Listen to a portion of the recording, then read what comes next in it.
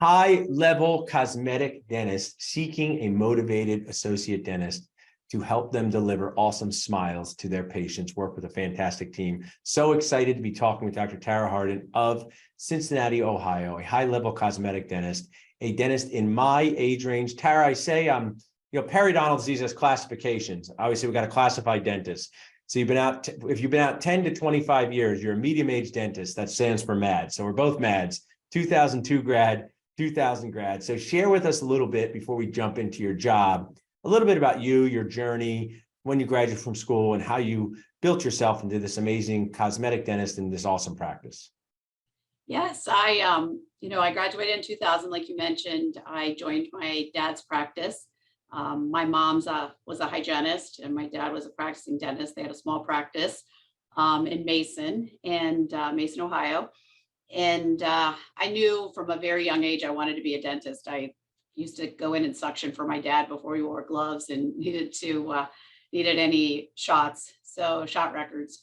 So back then, I've just been really passionate about teeth and dentistry, and then after I had ortho twice, I was really passionate about straight teeth and aesthetics, and had a journey through the American Academy of Cosmetic Dentistry, which was prompted by one of my lab technicians that said, "Hey, why are you not working on the accreditation process?" And just had great mentors, and my dad being the first one, and Nelson Rigo, my lab technician, the next one, and worked with Matt Roberts and top technicians around the country. And just they've inspired and motivated me, and joined a mastermind group, which I helped coordinate. Women Lead is the name of our group. And just we all bring different things about our practice and inspire one another. So I just love what I do. And I love that story. And I want to dig into a few points there. I want to share that Dr. Tara Hardin has an associate position.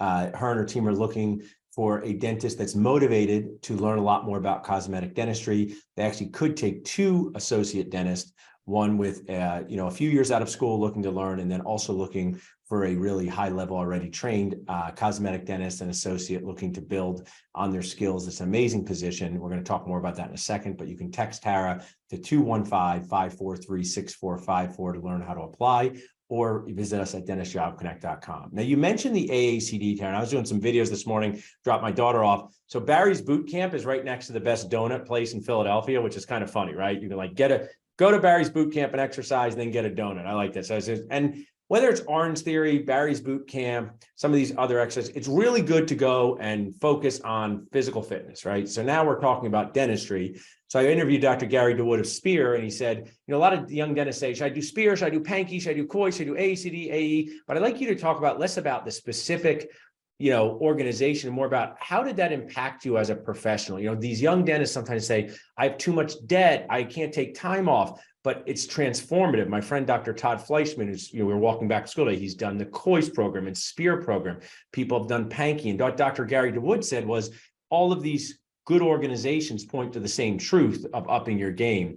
So maybe talk to a dentist a couple of years out of school who feels like they have too much debt, they don't have the time, why they should find the time, energy, and money to do this stuff. So that's why I give such a large stipend for at least taking one COIS week curriculum for the year. I pay for that because I believe that what you just mentioned is critical. So when I got out of school, I immediately did the LVI curriculum, and then have recently done COIS in the last 5 years. I just finished COIS, actually. So I believe continuous learning and investment in yourself, investing in yourself is the key, and your knowledge. I always say getting a license is just a license to be dangerous. And all our learning really is post dental school. And even if you have to take loans or more loans, or do learning online, or find a practice that's willing to commit to your education, that is really the key in how I've grown in my career. I still go to meetings. I was at the midwinter meeting just recently. I don't think just doing online learning is enough. Being with colleagues at these meetings and learning from them, and learning from John Coyce and the best of the best is critical. I said something in the Gary DeWood interview and he liked it. I said, online is for awareness, in person is for action. So, our generation, I used to say, if you're three friends that know the answer to the question on Hotmail, we were out of luck. So all of these young dentists have great opportunities through podcast and online learning to that, but action is really in person when you're with people. Please tag Dr. Todd Fleischman. And also, one of my sponsors, Doc to Doc Lending, they will loan dentists and doctors up to $100,000 to do whatever they need to do in their lives. It could be buy equipment to be a traveling specialist. It could be to take a continuum. It could be for fun things, messed up things. And what I share with dentists is like, you took out $500,000 to go to dental school, taking out $30,000 to get really good at a skill that's going to make you happier, make your patients happier. And at the end of the day, it's also going to make you more money. And I had a young dentist ask me, where should I go to dental school? She became sterilization tech in my office to kind of pave her way to applying to dental schools. And she said, where should I go to dental school? Should I go to the best dental school? I said, actually, you should go to the least expensive dental school and save your money for your education post dental school, because that is where the learning begins. And when, please guys tag Dr. Joe Lattinelli, Dr. Todd Fleischman, Dr. Mitchell Rubenstein, what Todd and people like Joe have done. I mean, they've invested six figures in their learning after dental school. I believe Joe's in the AACD. You probably might be aware of him. And they're so glad that they did it, but you just do need a mentor pushing you out of your comfort zone, because it's very easy to kind of just take the minimum and then kind of, not really have your career launched. So I really appreciate you sharing that. And that's where, like, a practice like mine, I can really help someone, a young person that's wanting to learn, right, and really eager to learn, learning shade matching and starting out with simple things that we don't get in dental school. Yeah, at least I didn't get. I am a big fan of my friend and sponsor, Dr. Mark Costas, the Dental Success Network. I was interviewing someone from Oregon last night, just like this. Oregon, I can't say it wrong. Dr. Blake Drew. And when an associate is around great stuff that's happening, Dr. Tara Harding, Dr. Todd Fleischman, great things happen to them, right? Whether it's surgical stuff, cosmetic stuff, you get to be in an environment where awesome dentistry is being done. And we should have more of that in our profession. Yes, exactly. So I want to dig into the specifics, because dentists like details. So where is your associate position? Where is it on earth? So where is the associate, or where am I right now? Where are you? Where are they going to be working? What location? Okay, I'm in Cincinnati, Ohio, and specifically Mason, Ohio. So anyone that knows Procter and Gamble, that's right in my backyard. They actually have a Mason facility where they do all the Gillette commercials, and the oral care stuff is right here in Mason, Ohio. My office, I'm staring at Lifetime Fitness right now. Don't ask me how many times I've been over there in the last 5 years, but probably 5 times, but it is right across the street if you're into fitness. And Mason's just a beautiful town. It's growing. It's been growing like crazy for years, right off of 71, the highway. And we've got the Bengals, the Reds. Yeah, I met Dr. Toms, Dr. Stoner, amazing guys when I came. Yeah. Something really funny happened, Karen, and you went to Ohio State. And interesting, I was in Ohio like 6 of 10 days. I did the ASDA keynote speech in Columbus. I went back. I went to Dr. Tom's study club, Dr. Stoner's, to speak, was great in Cincinnati. So when I flew into Cincinnati, I said to the Uber driver, I said, oh, really enjoy Ohio. I didn't know it would be so cool. I just came from Columbus. In under 2 seconds, he goes, those people down in Columbus, they're all obsessed with Ohio State. They're nuts down there. We're Cincinnati. And in Philadelphia, it's the Pittsburgh Steelers versus the Eagles. So I said, thanks for making me feel so at home. Immediate sports insanity when I flew in there. But I was very impressed by the food. I have friends there. So that was great. So it's in Cincinnati, Ohio. Now, even if this is to reinforce, I tell my team, I don't repeat myself, I reinforce things. Why do you need an associate? Actually, 2 people, but what is the need in your dental business practice to need someone to join you? Well, I have a very busy office, and I want someone, again, that wants to do cosmetic training that I can teach them to do. I'm not really doing much single tooth incisal edge bondings. I feel like that an associate could be trained very fast on how to do that really, really well, pick the shade, and I can show them how I've kind of simplified that process myself over time. So the more of beginning that way, and that's how I got my accreditation, is starting with like single tooth, doing different things with composites. And so it's just gotten to the point where I'm doing a lot of the bigger, more comprehensive cases, and the smaller, things that a new grad would really appreciate and love to do well and have a lot of time to do. I would never want to rush someone through that process to get a great match, or to make that tooth look ideal. That's what I want to do. So yeah, just keeping so that we can become more of a team, and as they grow in their career, then they can start to do these things as I'm almost 50. So I'm almost 50. How much longer am I going to be doing this? Yeah, I don't know. People like you, people say this, but then somehow you're still 71 doing something. However, and you're able to I think what I really am impressed by people who train like you in cosmetic dentistry, you have this ability to kind of manage your career the way you want, pick cases the way you want. So maybe you're 57, only doing a certain amount of things, or 2 days a week. And you have, just to reinforce, you also support your associate. Is it was financially and through going through high level C as well? Is that accurate? That is accurate. And I'm 3 days a week now too. So it's really tough to support a team, with only working 3 days a week. Hey, so you need help. So now we talked about this. So if someone starts your position, and I talk about the what procedures, sounds like they're going to be doing fundamental restorative dentistry as part of what they're doing. The opportunity to start to enhance their cosmetic skills. Is there any things they don't need to do? Just for example, do they need to do any root canals? Do they need to do place implants? This practice is definitely known for cosmetics. People come here and they say, what can you do for my smile?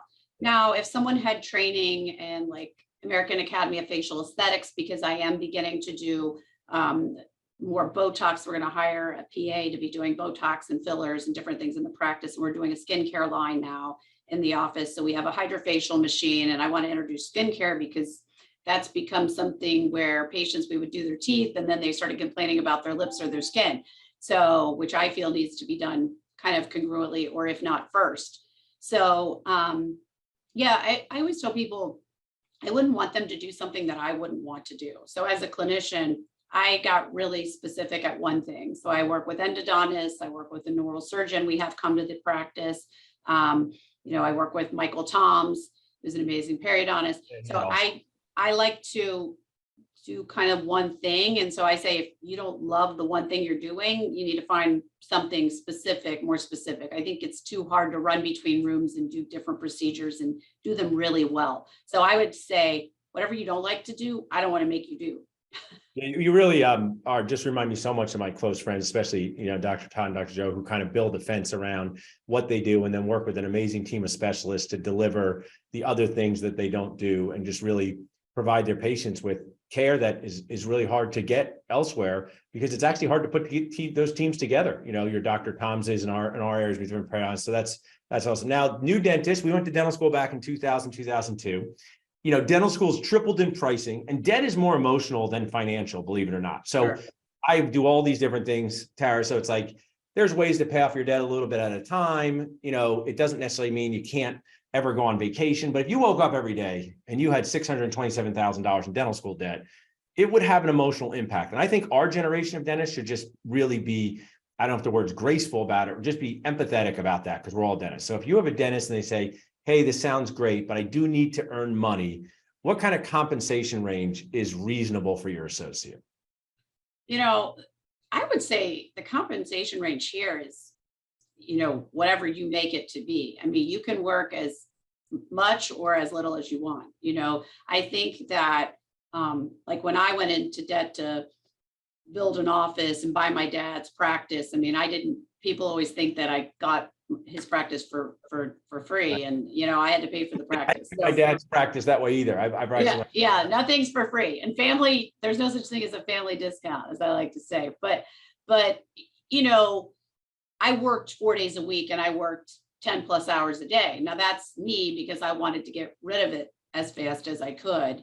The debt load that I had taken on, which was very, very stressful and considerable, and way more than $600,000. So I think that just continuing to invest in yourself, keep calm.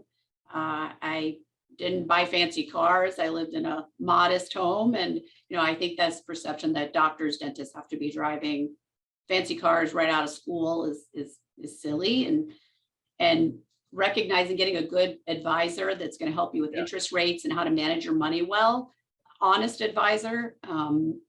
Could be a friend, a family member, somebody. that you What we really- do at Nachos, and my team can put it in the chat, they can text Burn to 215-798-9897, because I put together 8 people who will prevent you from burning your nachos as a new grad, from the disability insurance to the banks to the financial coaches. I mean, getting help is key. And your COO has said it's reasonable. Someone was watching this saying, hey, earning $250,000 a year in your practice as an associate is reasonable. That's likely like $750,000 in collections. So that's we're a fee for service practice, so there's no write-offs. So that's where there's a difference. So you get paid for what you do. So if you want to stay an extra hour and add a filling to your schedule, there's an extra $400, because our fees are very, very healthy. I always try to keep my fees in, the top percentile, because the quality of the work that we do and the technology we have here is superior. I have four iTero 5D scanners. Oh, So wow.